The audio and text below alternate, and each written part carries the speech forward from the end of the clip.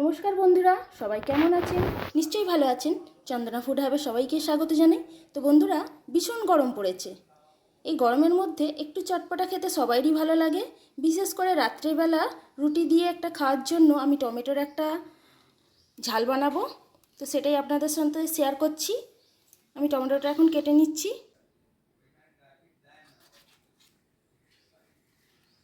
কারণ এই গরমের মধ্যে সত্যি কথা বলতে কারোরই মুখে এটা ওটা খেতে একদমই ভালো লাগে না। সব কটা টমেটো আমি এইভাবে কেটে নিয়েছি। সর্ষে আর পোস্ত একসঙ্গে নিয়ে নিয়েছি। এগুলো আমি প্রথমে ডাস্ট করে নেব। ডাস্ট করে নিলে কি হয়, এটা যদি আপনারা রেখেও দেয় অনেক দিন, তাহলে ভালোই থাকবে।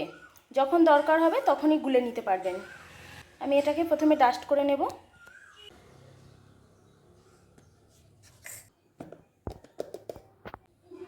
তো সর্ষে পোস্তটা আমি এইভাবে ডাস্ট করে নিয়েছি। দেখুন কত সুন্দর হয়েছে। আর এইভাবে কিন্তু অনেক দিন সংরক্ষণ করে রাখা যায়। এই ডাস্টটা আপনারা ডিপের ভিতরে করে রাখবেন, অনেক দিন ভালো থাকবে। আর যখনই প্রয়োজন হবে তখনই বাটিতে এরকম চামচে করে নিয়ে নিয়ে গুলে নেবেন, ব্যাস একদম রেডি। বারবার বাটাবুটির ঝামেলা থাকবে না। আমি নিয়ে নিলাম, এবারে আমি জল দিয়ে এটা গুলে নেব।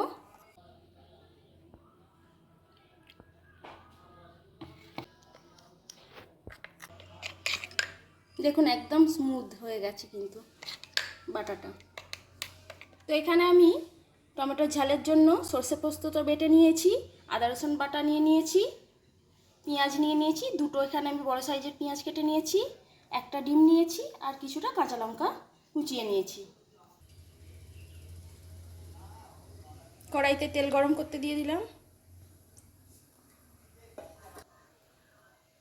প্রথমে পেঁয়াজগুলো ভালো করে ভেজে নেব।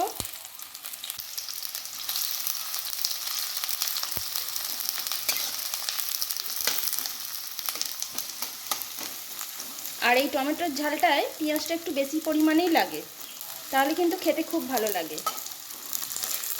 পেঁয়াজটা খুব ভালো করে ভেজে নিয়েছি। এবারে আমি কাঁচা লঙ্কাগুলো দিয়ে দিচ্ছি।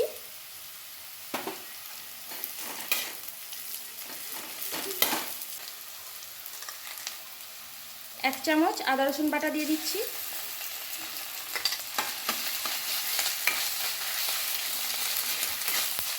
আদা রসুনটাও খুব ভালো করে ভেজে নিতে হবে। আদা রসুন থেকে কাঁচা গন্ধটা চলে গেছে। এবারে আমি লঙ্কা হলুদ দিয়ে দিচ্ছি।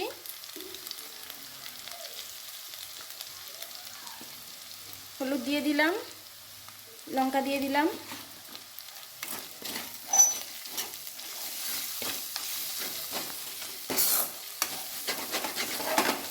বন্ধুরা, যারা আমার চ্যানেলের নতুন দর্শক, যারা ভিডিওটা দেখছেন, প্লিজ চ্যানেলটিকে লাইক শেয়ার করে আমার পাশে অবশ্যই থাকবেন। এবং যারা এখনও পর্যন্ত সাবস্ক্রাইব করেননি তারা প্লিজ চ্যানেলটিকে সাবস্ক্রাইব করে দেবেন। এবার টমেটোগুলো দিয়ে দিচ্ছি।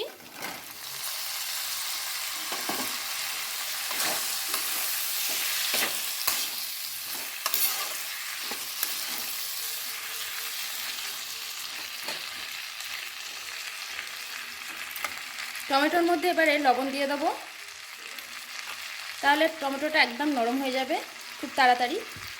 পরিমাণ মতো লবণ দিয়ে দিলাম। এবার একটু ঢেকে দেব, তাহলে টমেটোটা একদম সেদ্ধ হয়ে যাবে।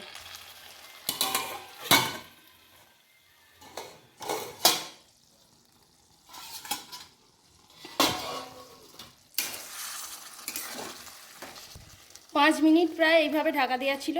দেখুন কতটা জল বেরিয়ে গেছে।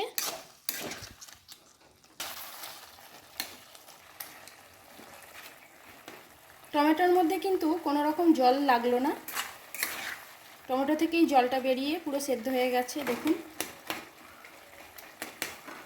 এবার আমি সর্ষে আর পোস্ত বাটাটা দিয়ে দিচ্ছি।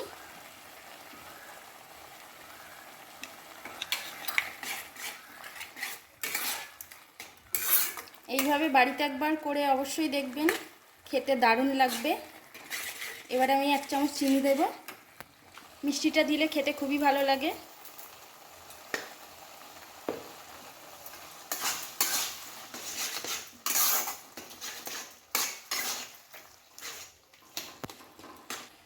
ডিমটার মধ্যে আমি একটু লবণ দিয়ে দিচ্ছি আর একটু গোলমরিচ গুঁড়ো দিয়ে দিচ্ছি।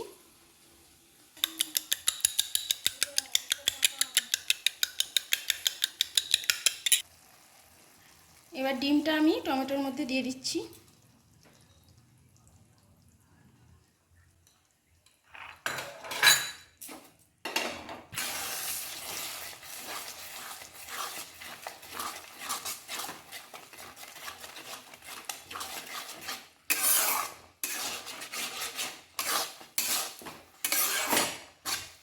এইভাবে দিয়ে এবার এটাকে একদম শুকনো করে নাড়িয়ে নাড়িয়ে শুকনো করে নিন, ব্যাস একদম রেডি হয়ে যাবে।